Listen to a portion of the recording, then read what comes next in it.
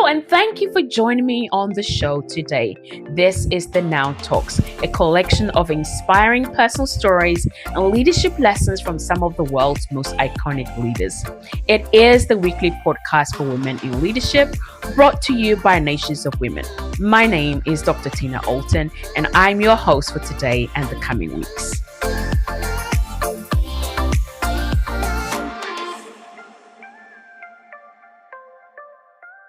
Can you believe we are almost in December? And we continue on our Finish Strong series. And today's conversation is all about how to audit the year.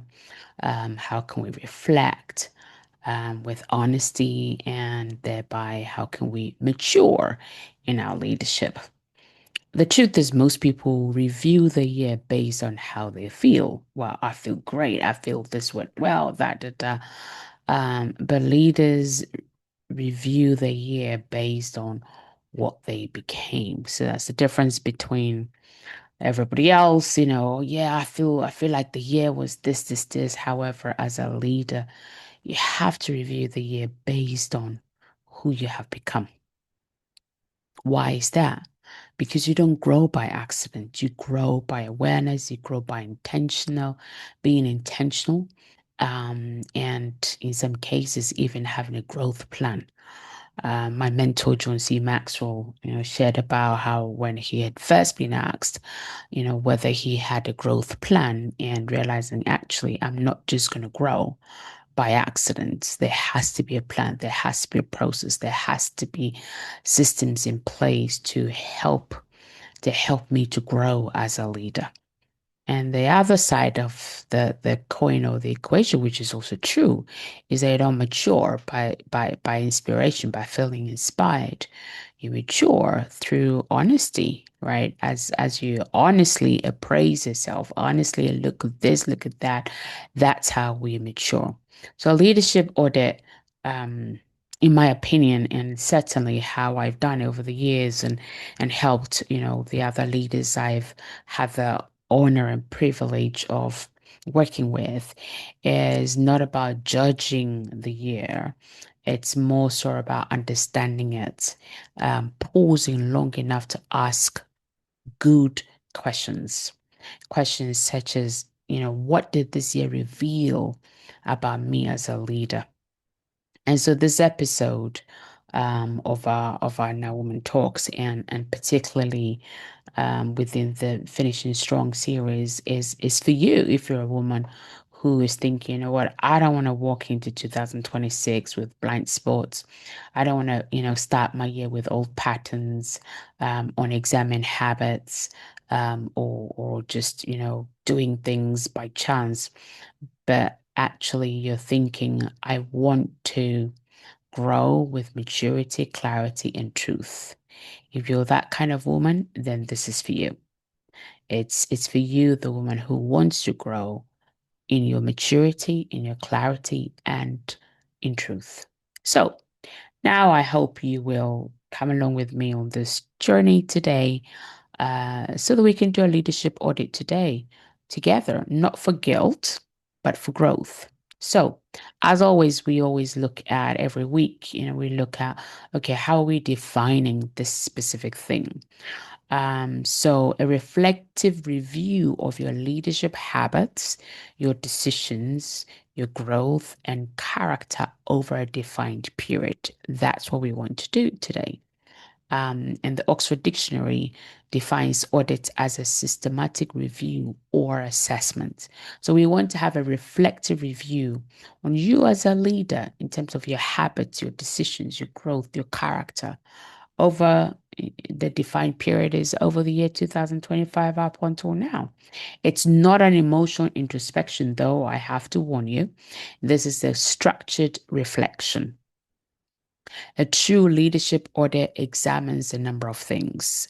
And certainly in my experience as a leader, but also, working with many other leaders globally, the areas that or the way I like to audit our leadership over the year is what you prioritized, what did you avoid, what did you grow in, what did you ignore, and who have you become? An honest year-end review gives you that power. It gives you the power to change your direction. It strengthens you in areas where there might be weakness, and it helps you to build deliberately. And that's something that I really hope that, at the end of this conversation today, you would, take that with you. If there's nothing at all you take, it's take the thoughts that an honest year-end review gives you the power to be able to change direction, to strengthen the areas of weaknesses, and to help you build deliberately. Now, as a woman of faith, I always like to think, okay, so what does the Bible say about this? What is the wisdom here? And the scripture, in Lamentations 3:40, it talks about examining and probing our ways, and then returning back to the Lord, returning back to what is right. So, even the scripture teaches us to examine our ways, and that in itself is an act of wisdom, that helps us to pull back into discipline. It helps us to turn, away from assumptions or presumptuous life, if you will, or pathways into what is actually okay, acceptable, wise, and brings us back into alignment, right? And the reflection in our conversation today, or my encouragement to you to do this, is not so that you can self-criticize. And certainly, reflection as a spiritual exercise is a spiritual responsibility. We have to be able to reflect on how we've been. That is how, as a leader, you're able to remain teachable. If you don't reflect, if you don't pause long enough to see where you've come to, who you have become, or who you're becoming, how do you remain teachable? It becomes harder. And also, it's how you avoid repeating the same mistakes year after year after year after year. And this really, when I came to learn this or understand this or catch this, wisdom thoughts, it really helped me to take my year-end reviews more seriously, in the sense of a leadership audit is your way of inviting God into the review, as well as into the vision, whatever vision that you're working on or that you've been given. And I also believe that there is, like, three kinds of leaders. I'm sure there's more, but certainly I've broken down into three. And also, given the time we have, I think this three is enough and captures adequately what we're trying to. So, number one is the leaders who actually never reflect. And those are the leaders that, would repeat saying year after year after year, multiple times, and somehow call that, oh, it's, that's the experience I'm having. But the thing is, if you're repeating the same things you've done every year, you're really not growing. And if you think of, a child, a 1-month-old baby, it doesn't look the same or behave the same as a 2 or 3-month-old baby. But the truth is, whether you like it or not, that baby is growing, because from month one, you can't stop them from becoming 2 months or 3 months or 4 months or 5 months. But the thing is, where you're not being intentional about perhaps what you're feeding the baby, how you're weaning the baby, how you're, what patterns, sleep patterns, all of those will impact the baby ultimately. So whether we like it or not, we're growing, but we have to be intentional, so that just like a baby that, grows and is developing well as expected, as, 6 months, or at, 9 month or 12 month, so we have to be in our leadership. The second kind is the leaders who reflect, but somehow inaccurately. What do I mean by that? I mean, they either blame themselves, like, really harshly, or the direct, opposite of that is excusing themselves as well too quickly. So have excuses for, I've got to justify this and justify that and justify this and justify that. None of it really helps. So it doesn't help either side of the coin, whether you blame yourself excessively or harshly, or you make excuses. Either of these is not healthy and it's not a good way to reflect. The third kind that I love is leaders who reflect honestly and humbly.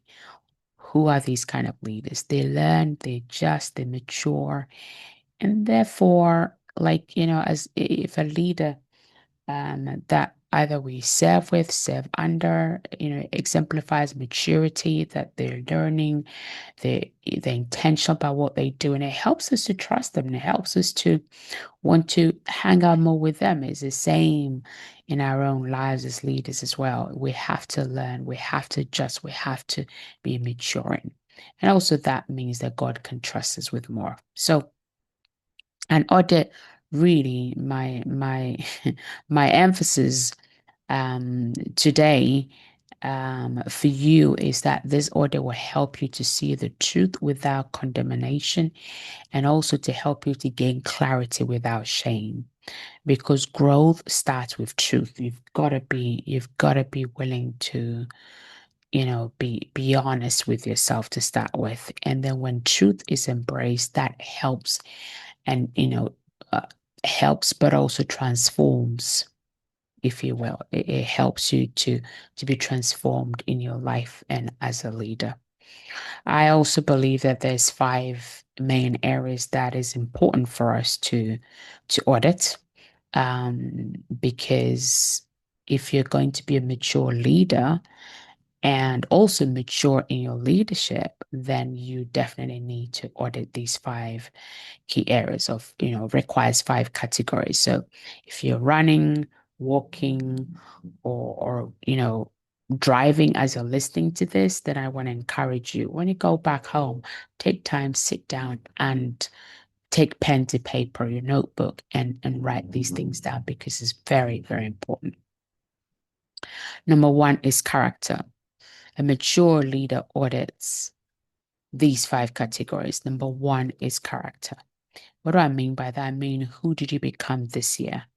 Where did you show integrity? Or perhaps where did you compromise on your standards? Where did your emotions lead you well? And where did they also lead you astray? Because, I mean, there's no doubt about it. We're all human beings. We all have emotions. And sometimes our emotions get the best of us. Sometimes our emotions get to lead us, even though that shouldn't be the case, but it happens.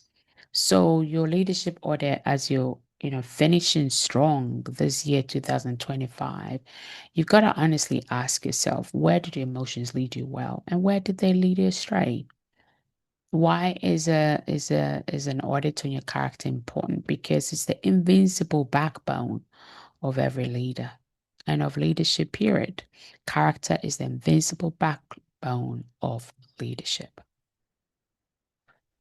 Number two, or the second category or second area you need to audit yourself as a leader, is in the area of capacity. And by that, I mean you have to honestly sit, pause, ask yourself honestly, and write it down, journal it. What did your habits reveal about your real capacity? Did you steward your time with discipline? Were you disciplined with your time? Were you disciplined as a leader? Period. Did you operate from overflow, or did you operate from I gotta survive, right? Everything is urgent, because sometimes we say yes to all these things that we actually don't even have the capacity for. And then basically we become overwhelmed. That's not what I mean by overflow. Overwhelmed, where like literally scarpering to get this done, get that done, dropping balls here and there. It's like you're surviving.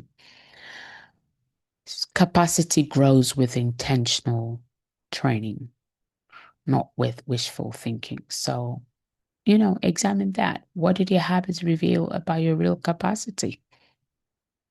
The third area is courage. Did you step out in faith or did you shrink back? That's a really, really tough one. And I find that, when I sit down to do my own reflections, like courage is like, whoa, actually, I did shrink back on that. Or yeah, absolutely, I did step out in faith on that. Where did you allow fear to choose for you? Because sometimes we make choices and decisions out of fear. So your audit should look at that. Where did you allow fear to choose for you? Where did you allow fear to choose for you? Or maybe doubt or insecurity or uncertainty. You fill in the blank. Because if you're not stepping out in faith, you're shrinking or fear or some other thing. So courage, audits your courage as a leader. Number 4 is consistency. Which routines held you up this year? How did you remain disciplined? And this one is always a tough one too. Where did you fall off the tracks? Because I think it's very much possible for all of us at sometimes in life, maybe due to circumstances or maybe health challenges or family, restrictions or commitments or situations. It doesn't matter what it is. Sometimes you might fall off track. Where did that happen? What caused it? And how can you mitigate against that in the year coming? Where your daily choices, your daily decisions, your daily actions, your daily habits aligned with your calling, who you're called to be? Or did you say yes to certain things because made you feel good, made you look good, right? Number 5 is contribution. Who did you help? Who did you serve? And whose life is better because of your leadership this year? Mm, I can hear the penny dropping. The truth is, leadership is about serving others. It's not about us, it's always about them. It's always about how am I serving other people, right? So, contribution. Reflect on your contribution as a leader. Who did you help? Who did you serve? Whose life is better because of your leadership this year? And you don't have an answer for that, then make it a goal. Make it a priority that at least when you look back at the end of 2026, you can say that at least one person's life is better because of your leadership. Because your leadership is measured by impact, not by, oh, I have this intention, I have this thought, I have this idea. It means nothing if your intentions, don't result in anything, right? So that's the 5 key areas that personally I reflect on every year, and I just really want to encourage you to take time out and sit down. If you have other leaders, then gather together and think through these. Now I want to walk you through our now leadership audit worksheet. Give yourself about 45 minutes for this one, or maximum an hour. Sit quietly, maybe have, background music or whatever helps you to think well and whatever helps you to focus well is okay to do so. And section 1, you want to ask yourself, what went well? What were your what were your top 3 leadership wins this year? What habits strengthened you? What decisions shifted your direction in a positive way? Right. And the reason why I'm sure you'd have heard it many times, hey, celebrate the little wins, because it trains your mind to help you recognize growth. It doesn't mean go and buy a Ferrari because you go to the end of your to-do list this week. No, but it's being able to recognize, hey, you know what? I made a little progress, right? Every Small progress is better than no progress at all. Section 2, what didn't work? What patterns maybe or habits or thought mindset slowed you down? Where did you procrastinate or completely avoid responsibility? What decision drained your energy or drained your focus? And being able to sit with yourself and ask yourself, questions and answering yourself honestly, it's not shame. You shouldn't be ashamed of it. It's really helping you to put together a better strategy. Section 3, what needs to change? And under that, I have some really strong questions for us, but it's really, really good as well. One is, what habits cannot go with you into 2026? Because I think you would, if you sit down honestly and ask yourself that question, you would be able to come up with. I want you to make at least a list of 5 habits that cannot go with you into 2026. Next thought or question is, what thoughts, patterns, or what mindsets needs to be renewed? Because remember, you're only transformed by the renewal of your mind.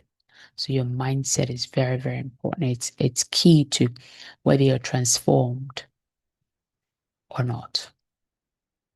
And the third one is, what boundaries do you need to strengthen? To be a leader who's growing requires that you have boundaries. Boundaries sometimes means pruning.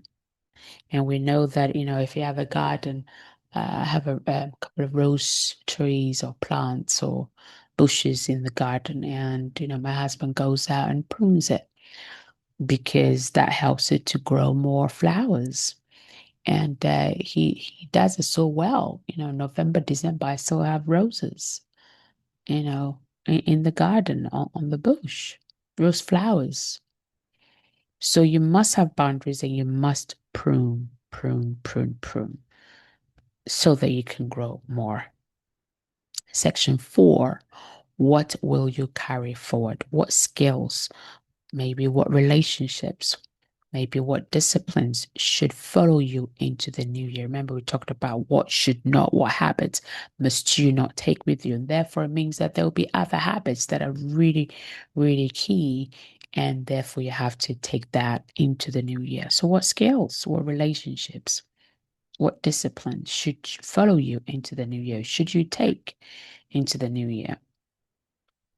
And what regained confidence or clarity must be protected? By that, I mean you have to steward the things that strengthen you, because we all have things that weaken us and things that strengthen us. And as with anything, you have to steward it. It's all about stewardship. How am I stewarding what strengthens me? Okay. And some tools to help you in your reflection as a leader. One is the 30-minute silence practice. I like practical tools because it helps you to be able to go literally from Tuesday morning, as you're listening to Tuesday afternoon, you're able to apply that and implement it right away in your life, in your business as a leader. So 30 minutes stillness. Just sit and journal questions. I'm not saying that empty your mind because you don't want an empty head, but just sit quietly. Be quiet for a moment. Don't strive, don't worry about all this, that. Just be quiet for a moment. Just be quiet for a moment.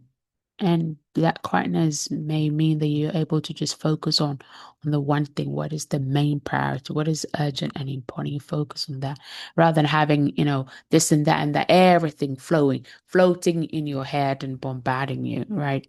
Just focus. And then there's the 3 truth exercise. One truth I learned about myself this year. What is the one truth I've been avoiding? And one truth I must act on before the new year comes. And one truth I learned about myself this year, I mean, you need to be asking for feedback. So if there's one or two people you can ask for feedback who may have been close to you as a leader, and hey, how have I been this year? Righty. If there's anything I could do better for next year, what would that be? And ask them and be willing to receive that feedback. Okay. Have an accountability check-in. Find somebody that, a trusted mentor or a friend, and share one area of growth with them. And if you want to pray, this is a very simple one, and it's just simply saying to the Lord, please help me to refine my thoughts, to refine my habits and my heart, and make me ready for what you're preparing. Because the truth is, you gotta prepare in order to be able to step into what's new. Okay, some quotes. Reflection turns experiences into wisdom. Experience alone doesn't mature you. Reflection helps you to mature. Honesty is leadership strength, not a weakness. Growth requires pruning. You cannot carry every habit into every season. Some habits have to be pruned off completely in order to be able to step into a new season. And you cannot change what you cannot confront. Transformation starts with the truth, which means you've got to be true with yourself. You lead others from the clarity you carry. If you want clear leadership, then pursue clear reflection. Yeah. And some questions to help you as you reflect on everything else. And write this down. What did 2025 teach you about yourself as a leader? What area of your leadership needs maturing, perhaps before you even get started in January? And what truth about yourself are you still avoiding? Because that can also hinder you. And this is one of my favorite. What is God inviting you to confront, or maybe to refine, or maybe to release and let go? Take your time, write honestly, and then also pray over every answer. So, some actionable challenges for you this week. One is be mindful and complete the leadership audit worksheet this week. Identify one behavior that you need to strengthen and one behavior that you need to completely cut and let go. Share your learning with someone, pass it on to other people, and prepare your heart for our vision building series, which is coming next month. Because you got to have a vision for what's ahead. So, some final food for thought. Your future success is not found in next year's calendar. That's a lie. That's not gonna be uh, possible. Well, that's not going to be the best way. Let's put it that way to start your new year. It's found in the clarity that you set this very year from here on before 2026. The future success, how you're going to be successful in next year, is not, by the calendar. It's what am I clear about? What are you clear about? What clarity do you have right now? Because if you don't have clarity right now, then it's going to be a little bit difficult and a little bit challenging. So find some clarity this year before the new year comes. And also, one key thing that's very, very important is that this leadership audit is not saying you must look back with regret or look back in regret. It's actually looking back and being able to identify the areas that you can be intentional about and grow and strengthen and close the gap. Okay. It also means and helps you to choose to mature rather than excuses. And your leadership also rises to the level of your own self-awareness. So the more aware you are as a leader, the more you're able to grow in your leadership. So I encourage you to give yourself the gift of honesty, because the truth is, and this is one of the truth I live by, the truth is God can always refine what we reveal. Not that he doesn't know, he already knows. But what we reveal and say, you know what, God, this challenge, that challenge, or I need help in this, he can refine those things. And this is how leaders finish strong, finish well. So as always, if this episode has stirred something in you, then I want to encourage you to consider joining us for our masterclass this month. It really is a catalyst for women who are ready to move, from just, oh gosh, I've got this idea, or I know I'm called to this, to actually having actionable legs on that goal, on that dream, on that vision, and moving from just sitting and waiting to actionable, real actionable leadership, taking real actionable steps. So, as always, until next week, remember to stay faithful, stay focused, and stay bold. And also, very, very important to remember, reflection helps you to mature, and maturity helps you to stay strong. And when you're able to find strength, you're able to grow in your influence.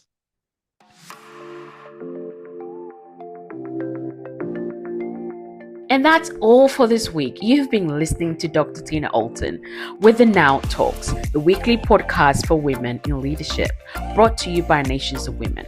All that remains is for me to say have a fantastic week, stay safe, and reach out if you need any help now at nationsofwomen.com. Until next time, enjoy the pursuit of your potential, and remember, now is your time.